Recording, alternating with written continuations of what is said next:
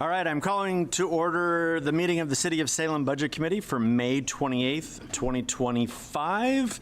It is wonderful to be back under these circumstances. And I'm not just referring to the cookies, I'm referring to everything. Yeah, there are cookies over there. Can the recorder please call the roll? Member Belicheks? Present. Member Nishioka? I'm here. Member Brown? Present. Member Menville? Here. Member Vieira Brandel? Present. Member Tigan? Here. Member Matthews? Here. Member Gwen? Here. Member Julie Hoy? Here. Member Varney? Here. Member Nordyke? Absent. Member Dixon? Here. Member Curtis? Here. Member Fuller? Here. Member Geyer? Here. Vice Chair Cohen? Present. And then Chair Allen. Here. Thank you very much. Please join me in the Pledge of Allegiance. Yes.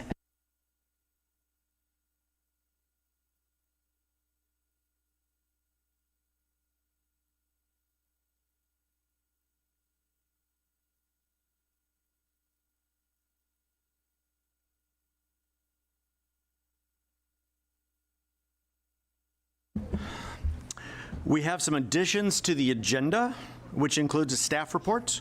Could I have a motion to approve the additions to the agenda? I move to approve the additions agenda. I'll second that. All right, I have a motion from Vice Chair Cohen and a second from Member Nishioka. Is there any discussion? All those in favor, please signify by saying aye. Aye. Are there any opposed? There are none. Thank you. The motion passes. Public testimony. We do have 3 people signed up this evening, so we will start there. For members of the public who have signed up to testify, please provide your name and neighborhood or ward. You will then have 3 minutes to testify before the committee. Those speaking on behalf of a group will have 5 minutes. When the orange light starts flashing, 1 minute remains. When the red light appears, please end your testimony. Press the button on the microphone at the podium before speaking. The green light means the mic is on. The first person this evening signed up to speak is Zoe Harper.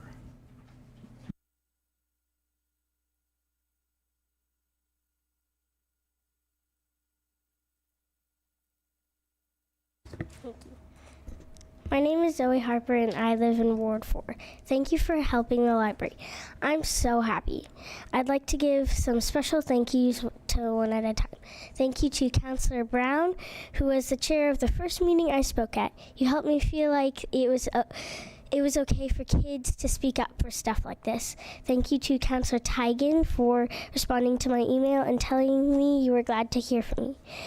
Thank you to Mayor Hoy for making videos supporting the library and who was friendly to me. Councillor Matthews, I hope your son can bring his dog to the library. And last but not least, who is not here today, Councillor Nordyke, thank you for door knocking, making videos, and also responding to my email. Thank you again, and I'm so glad we did it.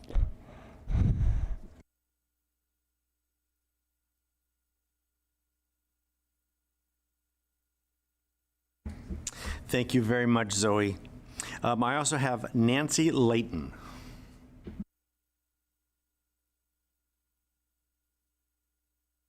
Thank you. Little frog in my throat tonight, I apologize. I am here under extremely happy circumstances tonight. There'll be no browbeating tonight. Well, maybe once you get into the budget, but that's a whole different subject. I'm here simply to say thank you to all of you who worked so hard along with the PAC members to get the levy passed. I'm not going to name you all because you all know who you are that stood beside me, introduced me at many neighborhood association meetings, invited me to speak the truth to the people. They heard it, they believed it, and they voted yes. What was the ending percentage? Somebody want to tell me? 58% of the voters who voted said yes. That's fantastic. That is a testament to all the hard work we all did. I don't know if you've done it yet, but if you haven't, give yourselves a big virtual hug. I am Nancy Layton, and I am proud to come from Shane Matthews, Ward 3. We are in the Fay Wright Neighborhood Association, and they were one of my last meetings to attend. I didn't speak at that one, but I did give away a few yard signs. Yes. Thank you. Thank you, Nancy. The last person to have signed up this evening is David Levy.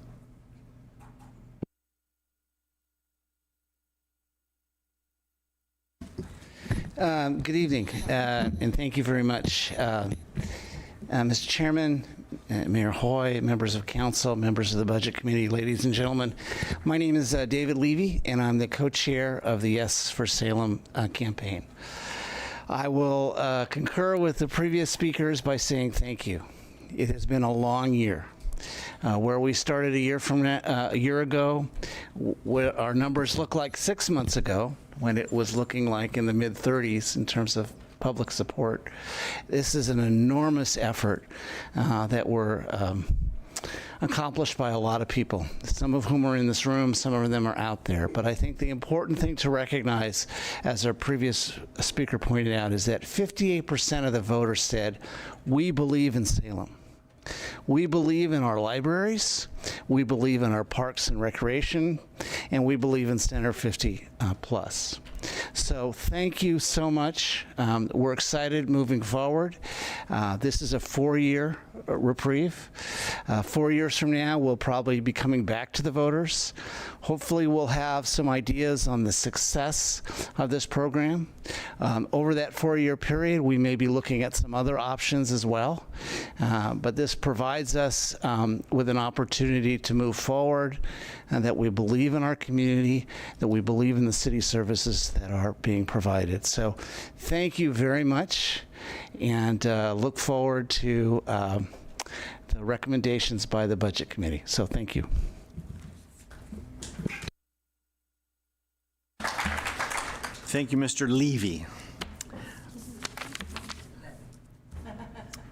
Levy spoke about the levy. All right.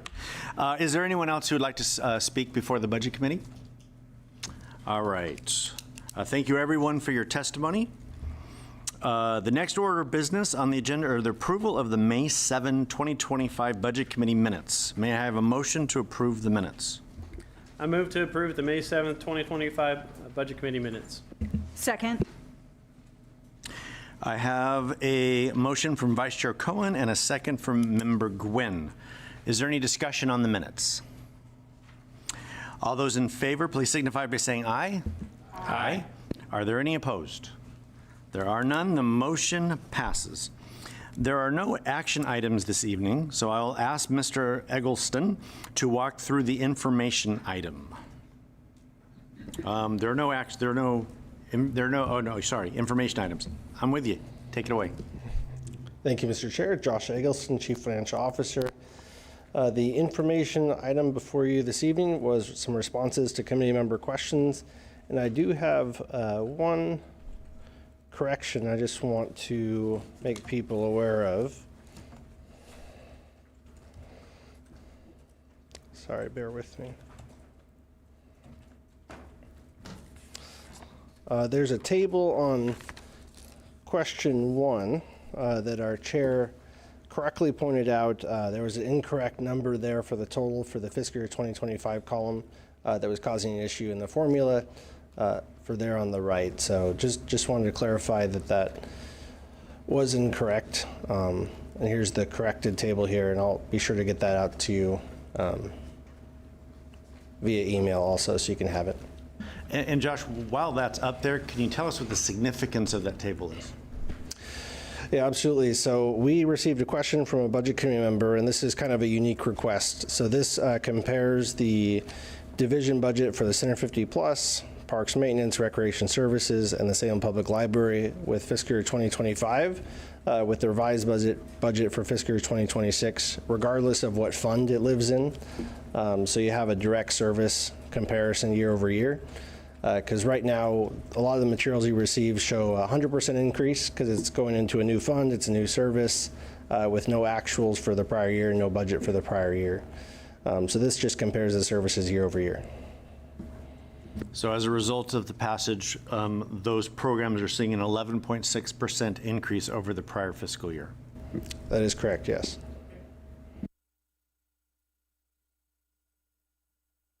And I'm happy to answer any other questions you might have had for any of the other questions and answers. And I realize you just received it this evening or earlier this afternoon. Also, I'm happy to address the questions later during the presentation if you want to take some time to look at those.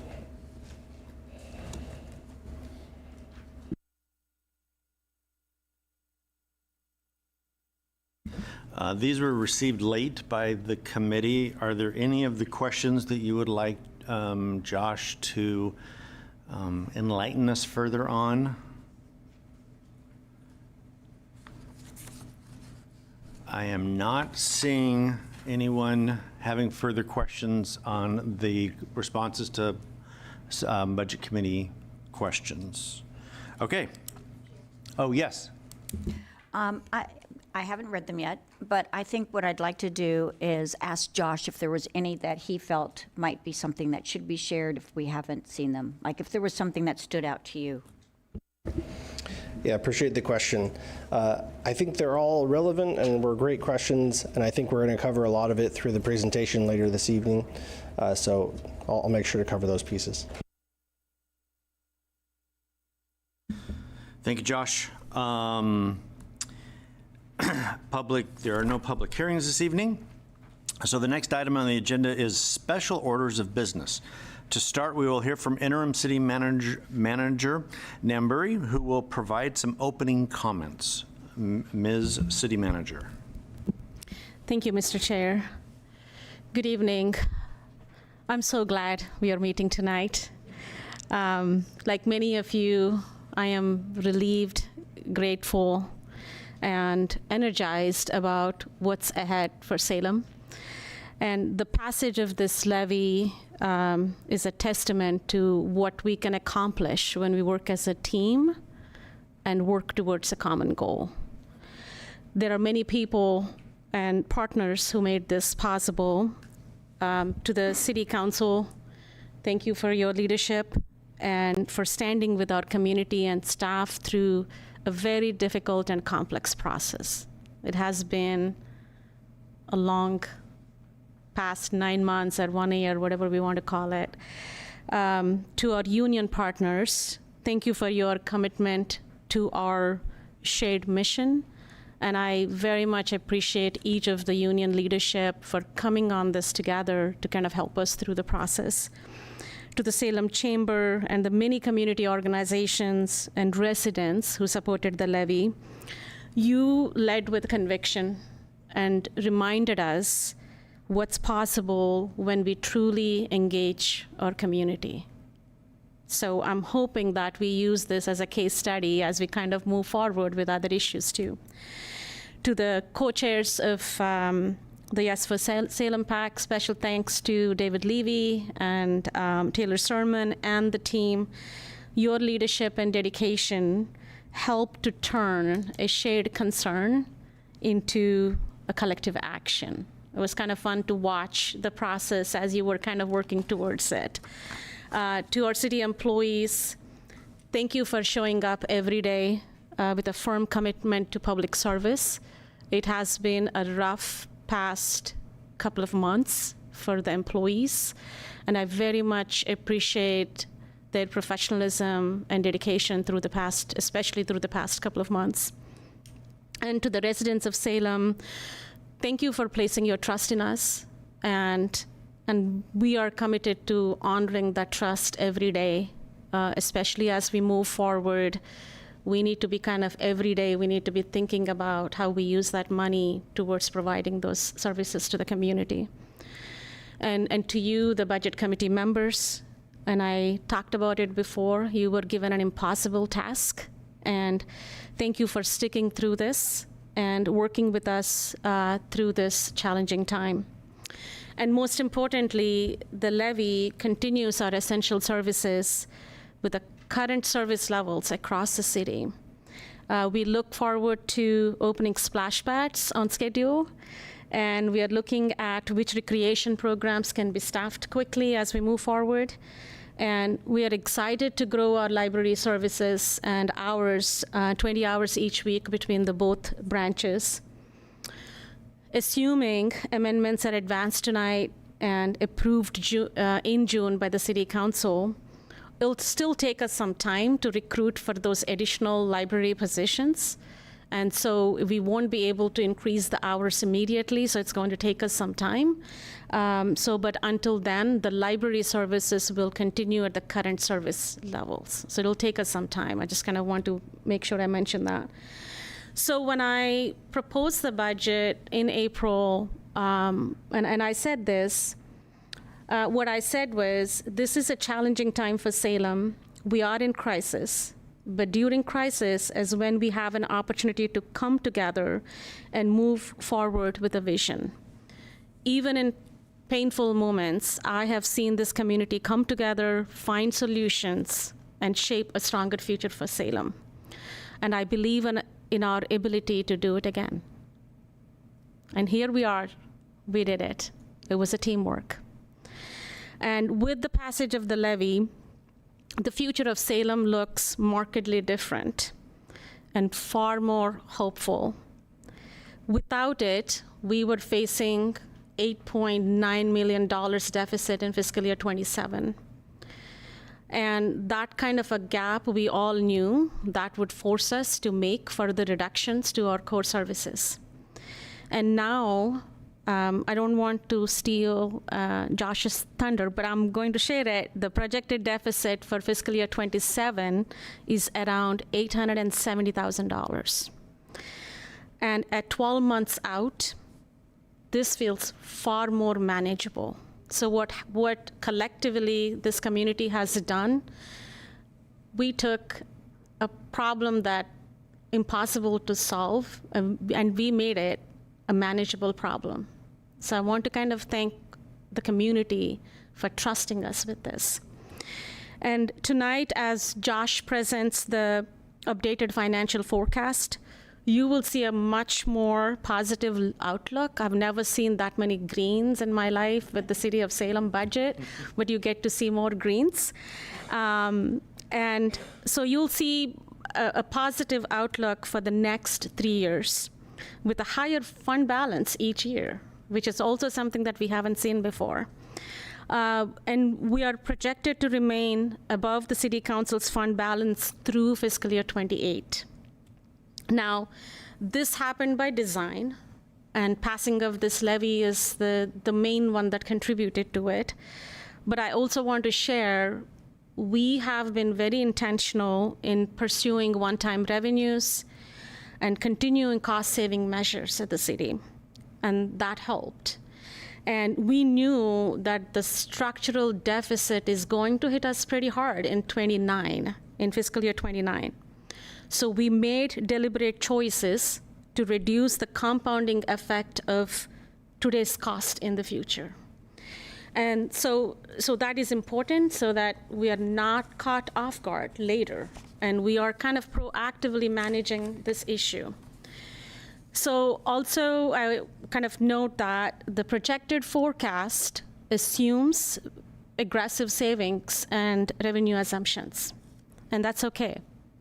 And it also relies on the hope that there will be no unexpected challenges or surprises related to purse costs or overall labor market trends. So we're kind of hoping that we don't kind of get into that.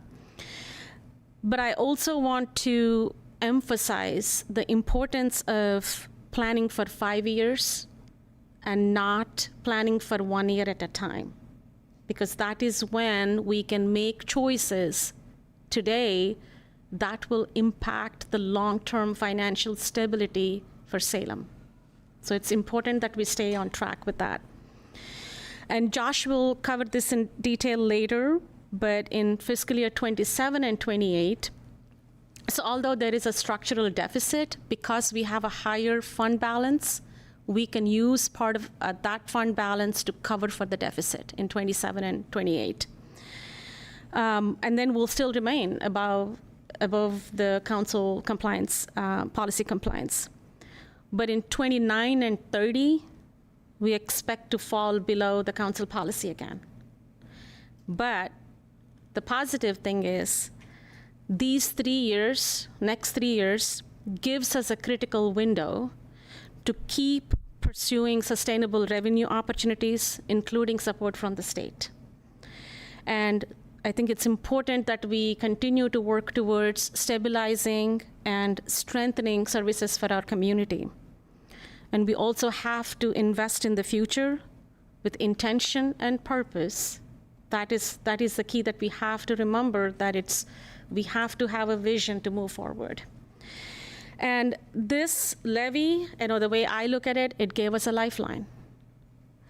And what we do with it, how we lead, how we plan, and how we serve, that will determine how strong Salem becomes. And that's kind of what the bottom line is. So I'm excited to move forward. This is, we're the employees and the staff and the community, we are all excited to move forward with this kind of a forecast into the future.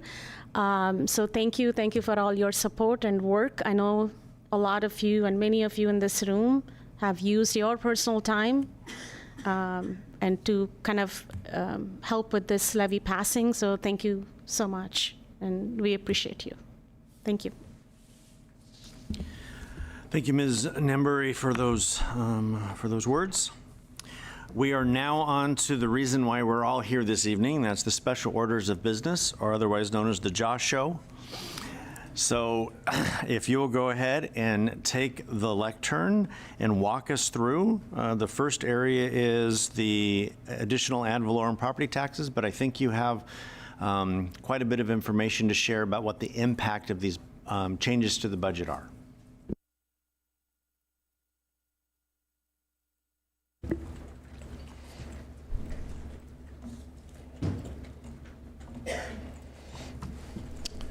Thank you, Mr. Chair. Again, Josh Eggleston, Chief Financial Officer.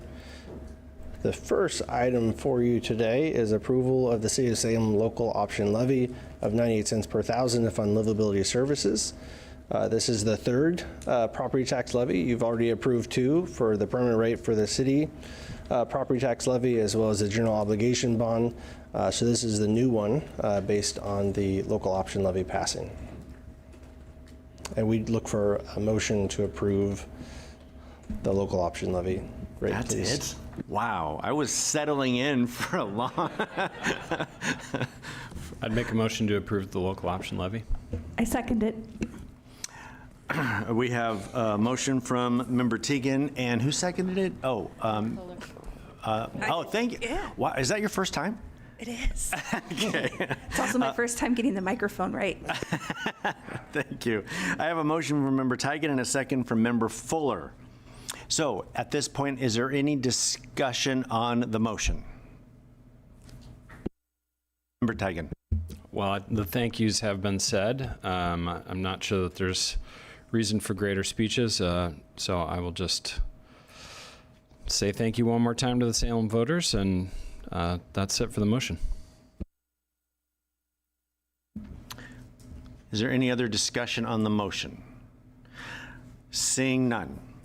Are all those in favor of the motion to approve the ad valorem property taxes in the levy amount, please say aye.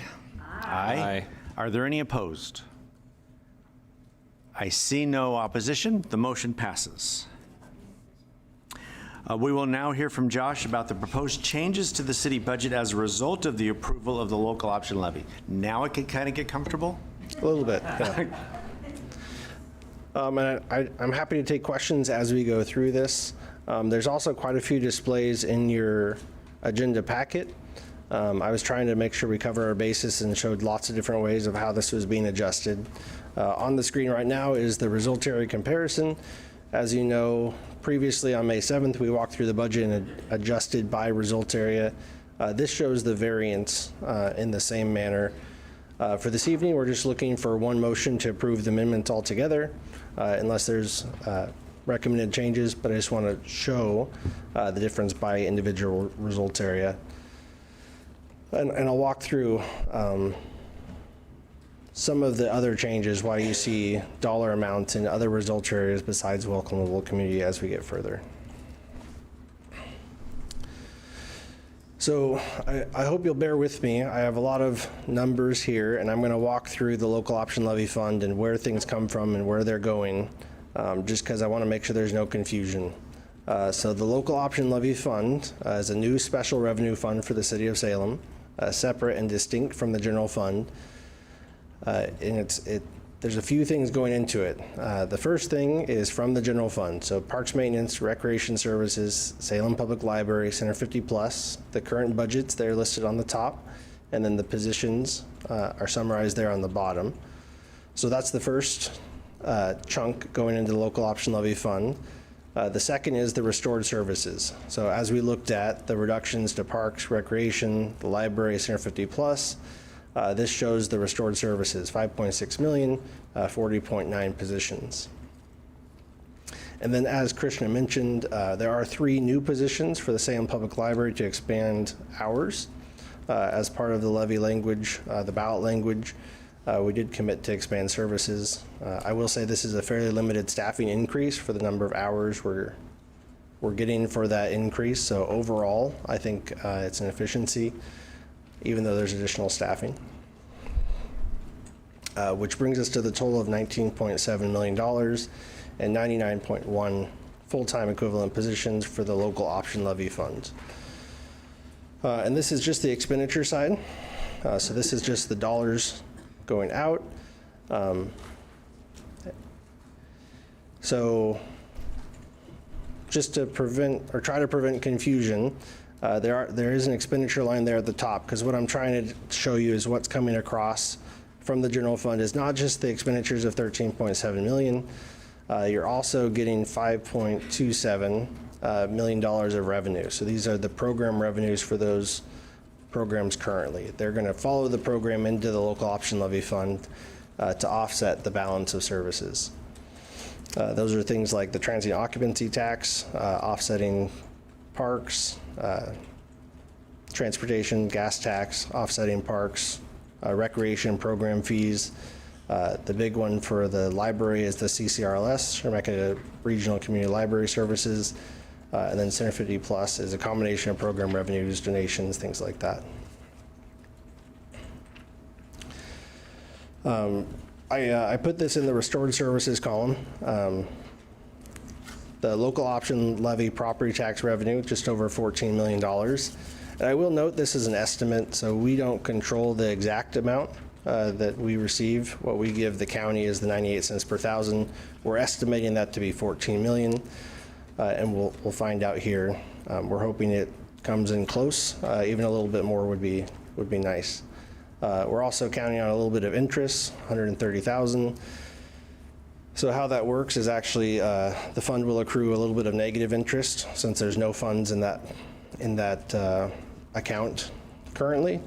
And then when there's a receipt of property tax revenue in November, it'll get positive interest, for several months while that's being depleted until the next November. And then also, one interesting thing here is we're budgeting for a transfer from the general fund, $350,000. We're hoping not to have to use it. And the reason we're doing this is we expect some program savings, organic savings. This is budgeting for full employment. We expect vacancy savings. So in order to adopt the fund, we have to make sure it's balanced. So we have $350,000 budgeted from the general fund just for the budget authority. As you can see, the total net change there, we're just $31,000 over in additional revenue. So we're just really close. So we need that $350,000 just to be able to balance the fund. And I'll pause there just to see if there's any questions or clarifications on that. I will say the intent is not to actually have to do that transfer. just to have all the other revenues and program savings come in less, and we don't need to actually spend that $350,000.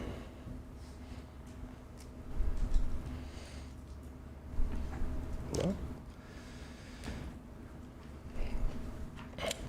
This is detail for what's being transferred from the general fund by classification, by individual position.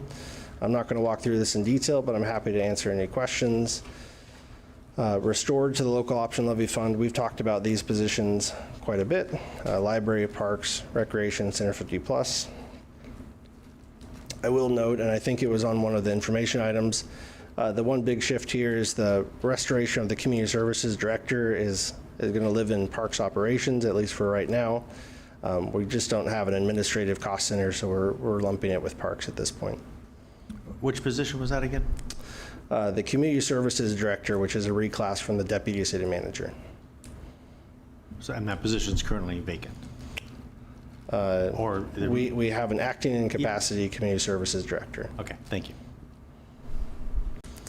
And then, as previously mentioned, the 3 positions in the library.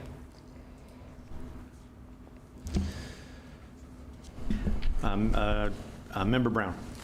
Thanks, Mr. Chair. Mr. CFO, for parks operations, the 16 FTE, are any of those new, or are those simply just restored? Just restored.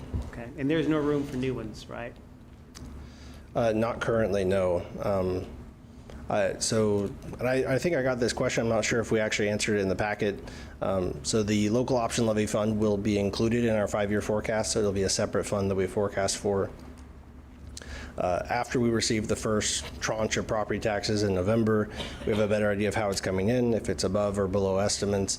We'll have a better understanding of if there's any funds that can be used to add additional services. At this point, I wouldn't count on it because right now, the 5-year forecast, property taxes don't go up as fast as we need them to pay for services. So it's really taking that 5-year look and seeing if overall the 5 years, it's more than we expected. So it'd be wise to say that we will not be doing any new hires here in the next 2 to 3 years? Not new positions. We would certainly try to keep these positions filled. Okay, thank you. Thank you, Mr. Chair.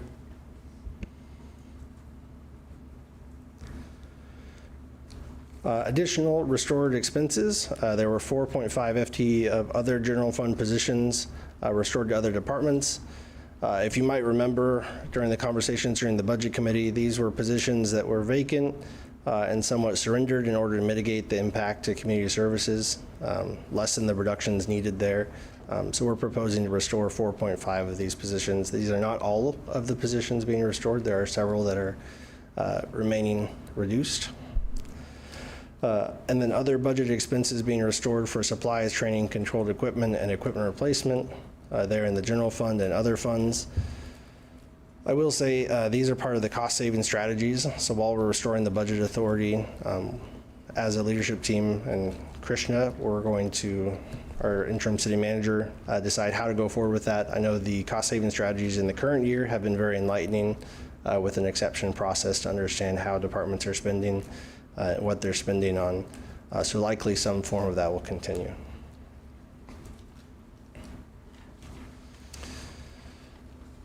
So I have a few slides that look very similar here. This first one was a slide that I showed on April 16th. It was the general fund forecast with no levy. And you heard Krishna reference that $8.9 million fiscal year impact in fiscal year 2027. So what I want to do is contrast this to this revised forecast with the levy included. And by included, what I mean is the general fund services associated with community services are now out of the general fund and in the local option levy funds. It does present a much better picture in the general fund. On this slide, these arrows represent the change to fund balance. So as Krishna mentioned, there is still a structural imbalance going forward, but that lower amount for fiscal year 2027 through 2030 is quite notable.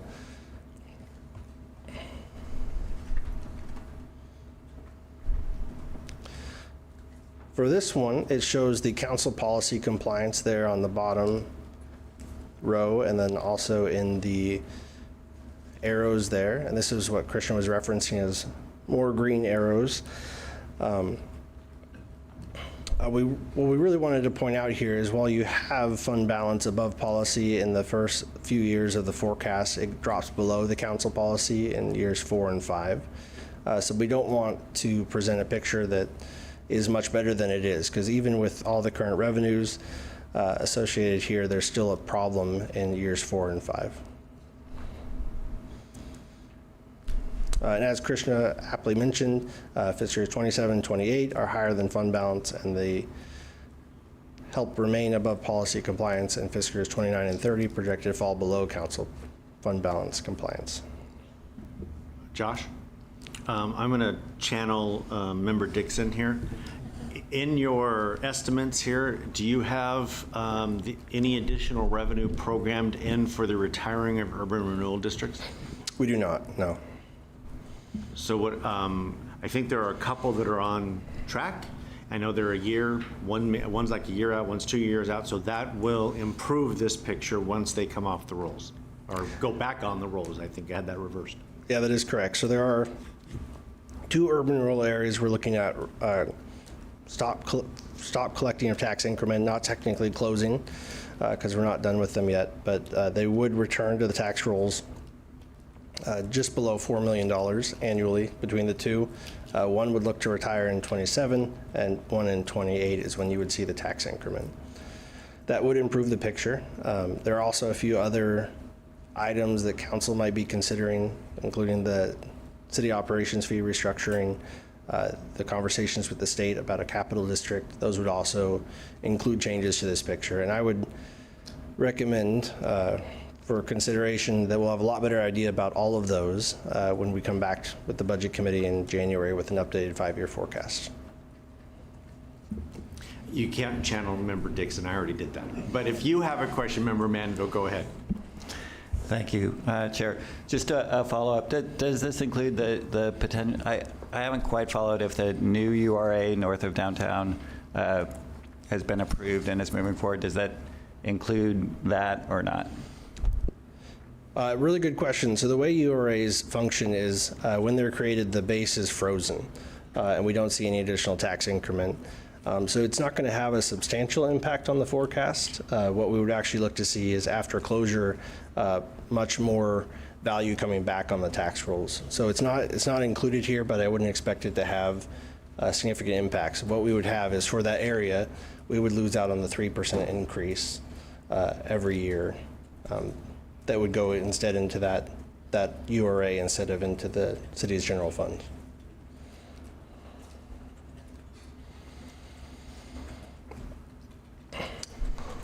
So just to demonstrate the impact, or the general fund forecast, ending fund balance, comparing the no levy April 16th forecast, updated with the levy and that comparison.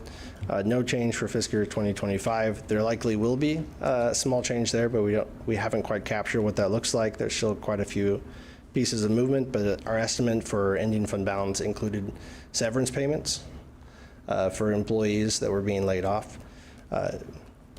Assuming all this passes, we won't have to make those severance payments, and we can make adjustments to the beginning fund balance, likely coming back to City Council with an estimate in June. And then for fiscal year 2026, you can see a positive impact of $6 million, and then growing to 14, 22, 30, and then 39 million over this 5-year forecast. I think the important thing to note here is that a local option levy can only be approved for 5 years, so we're not showing 2031 on this forecast, but you would see a stark decrease there without assuming that it would pass. So just wanted to demonstrate the difference between the two forecasts with the ending fund balance.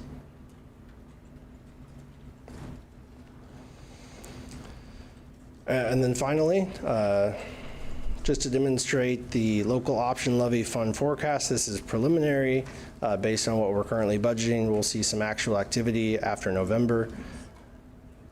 So this shows the revenues going in, a beginning fund balance starting in 2027. Of course, in 26, we're starting at 0. Estimated savings, program savings from vacancies and unspent funds. and then the fiscal year impact there. So, and like I was saying with that structural imbalance, we have fund balance building in the first couple years and then being spent in the last 3.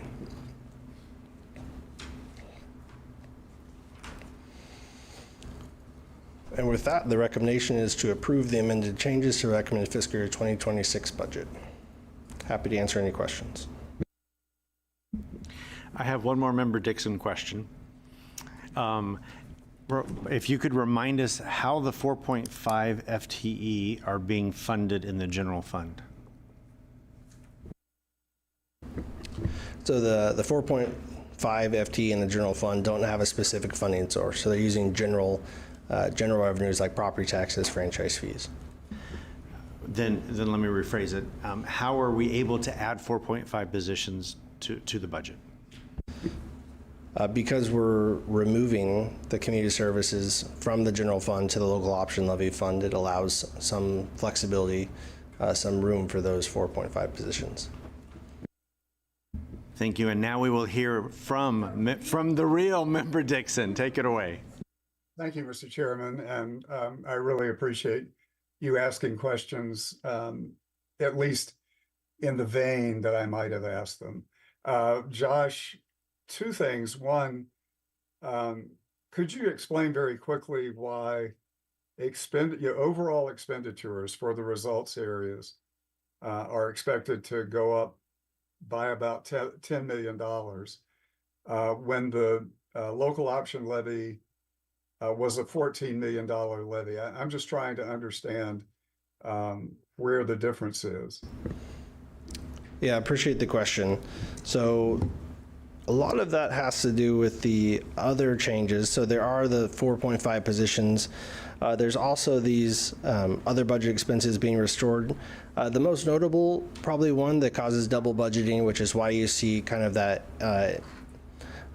large budget increase, is the equipment replacement. So the way that functions is all equipment gets double budgeted, basically. So you charge an operating fund for the equipment replacement charge. It gets moved to the equipment replacement reserve, and then that's where the actual vehicles were purchased. So when we added back the equipment replacement, approximately $1 million, it actually added $2 million, because you're budgeting for the charge moving to the equipment replacement reserve, and then you're also budgeting for the actual equipment in the equipment replacement reserve, which is why you saw the increase much larger for the good governance area. That's where the equipment replacement reserve is budgeted. Okay, so a significant amount of that difference between 10 million and 14 was some of the 14 was being used to restore positions that were going to be cut or had been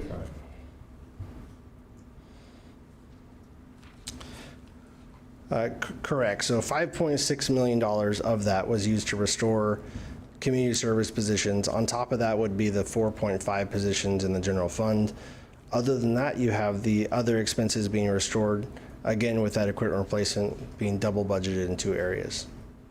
Thank you. And Mr. Chairman, I would like to ask one more question. Proceed. Thank you. And you mentioned that you can forecast, or you have forecasted through 2030. Is it safe to say that the potential hit to the general fund in 2031, if the local option levy were not renewed, could be in the realm of $38 million? Yeah, really good question. I'm not prepared to answer that today, but that's certainly something we could bring back at the forecast discussion for the budget committee. And just one more to follow up on that. I'm looking at the general fund forecast ending fund balance page, where the difference in 2030 is 38.77. So just a real off the cuff calculation. I appreciate the follow up on that. Thank you for the additional information. Absolutely. Thank you, Member Dixon. Member Brown.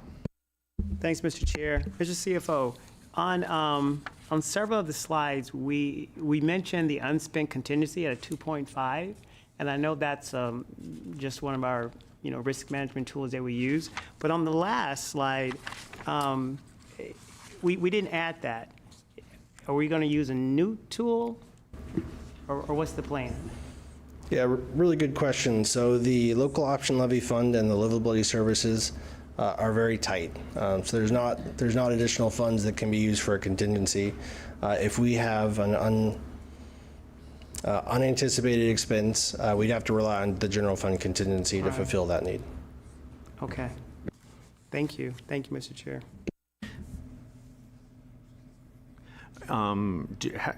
Do you carry contingencies in any of your other funds outside of the general fund? We do. Several other funds. But at this time, there's not a plan to build one up in the local option fund? No, not at this point. Likely, if there's a fund balance going into 27, we would likely budget that as a small contingency just to be able to access it if needed. Member Brown, follow-up? And while we're talking about contingencies, do you think that we'll come back in January to talk about that, just to plan ahead before we get to 27? Specifically for the local option levy Yeah. fund? Yes, it would certainly be one that we'll be discussing in depth. And as you know, the ballot language, it has an oversight committee that'll get appointed. And also annual reports going to the city council. So there will be a lot of visibility on that fund. Okay, thank you. Thank you, Mr. Chair. Member Manville. Thank you, Chair. I'm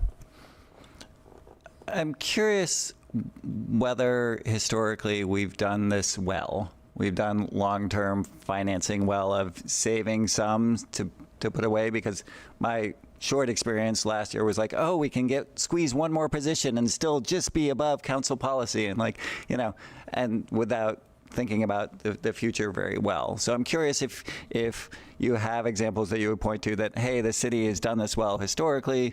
If we're careful, we can do this long term, save for tomorrow's future, or if we're going to really have to push us to use a new muscle, I guess, as a city, as the pressures are to, hey, we've got $4 million above budget, let's spend it. So are you optimistic? Do you have history giving you optimism, or are we just going to have to build that muscle?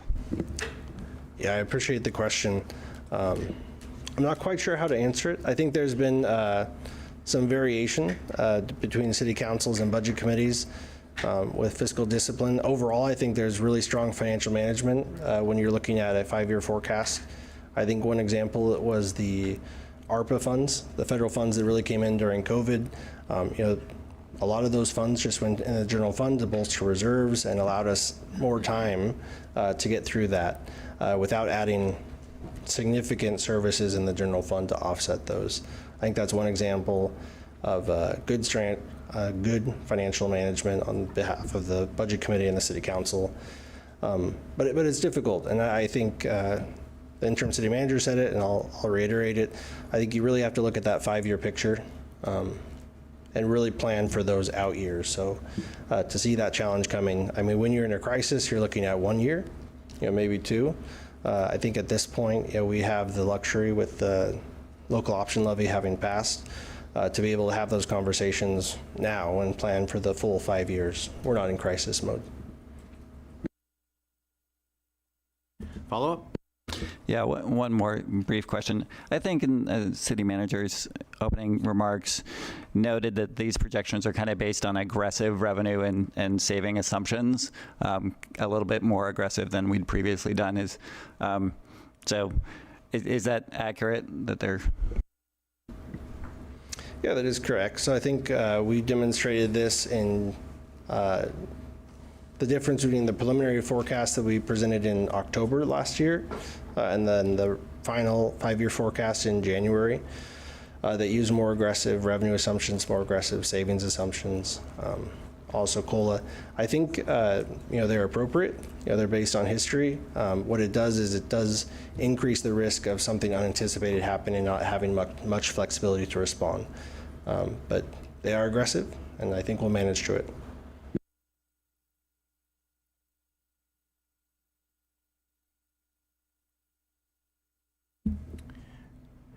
This is the what will come next will be a motion. So are there other questions for Josh at this time? Member Vieira Brandel. I had to give you one more chance to say it. I just have a curiosity question. Do you know what the membership makeup will be of the Oversight Committee? I do not. The ballot language didn't specify. So like any other boards or commissions, I believe the appointment would be with the mayor.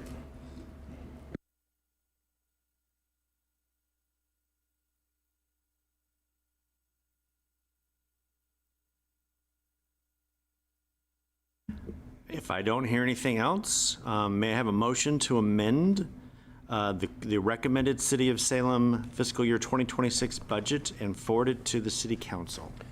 I move to recommend the City of Salem fiscal year 2026 budget and forward it to the City Council for approval. Second. All right, wow, that was fast. I have a motion from Vice Chair Cohen and a second from Member Hoy. Is there any discussion on the motion? Member Manville. So I'm excited, and I'm excited that my fears were not recognized.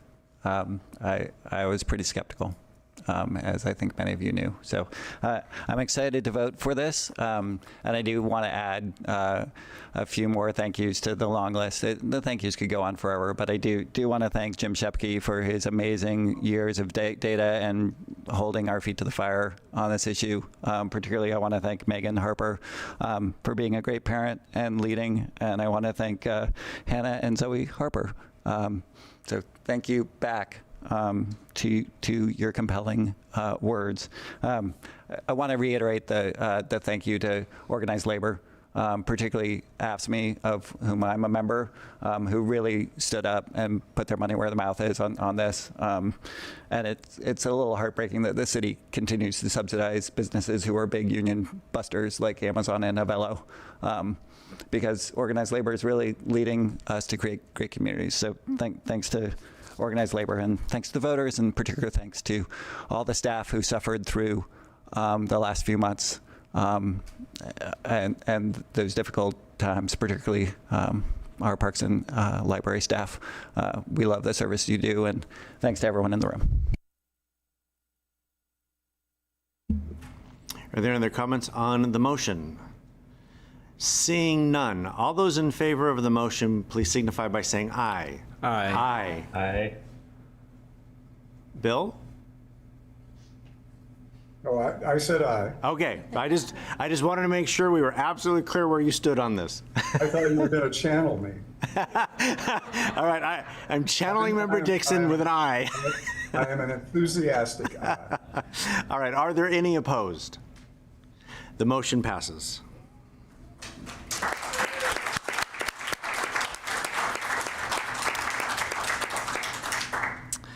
The Budget Committee has set aside time for public comment to address items not on the agenda. Is there anyone that is present that would like to speak on something that was not on tonight's agenda?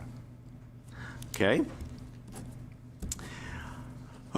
Before we go, public testimony for future budget items.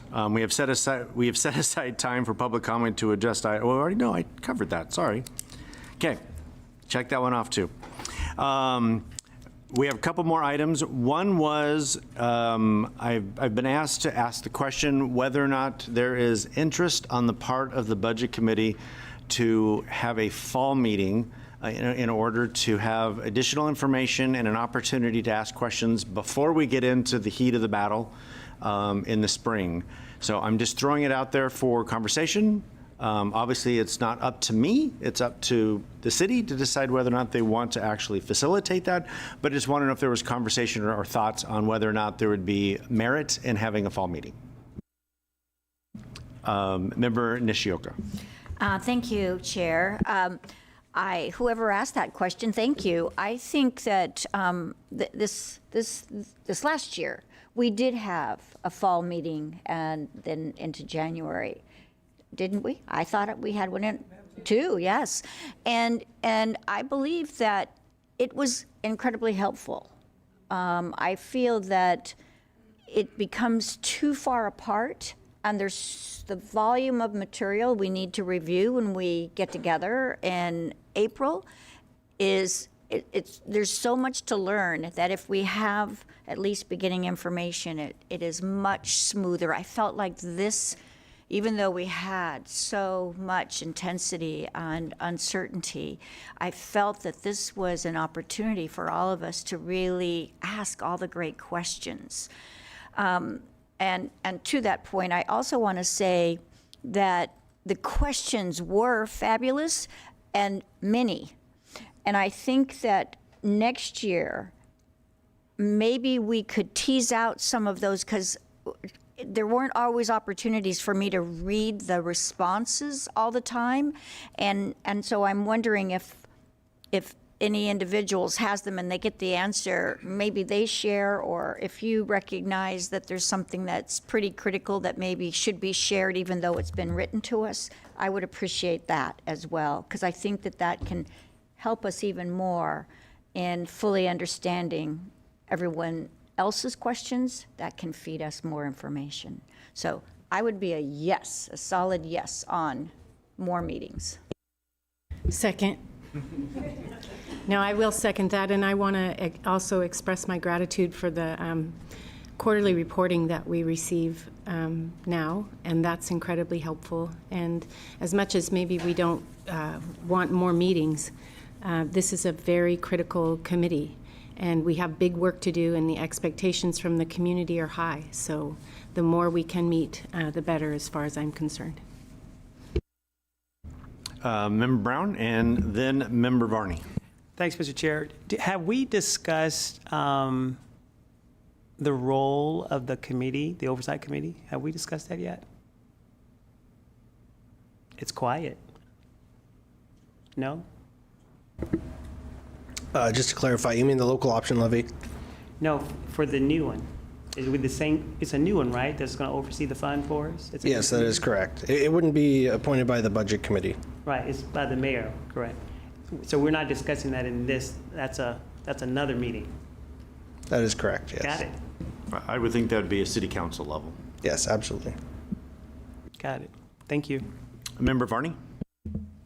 Thank you, Chair. I agree. I think a fall meeting, late fall, winter I think it's a great introduction, orientation. We may have a new budget member or two.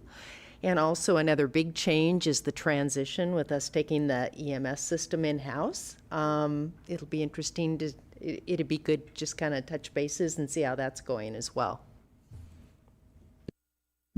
Is there anyone who is opposed to having another meeting in the fall, early winter, whenever it might occur?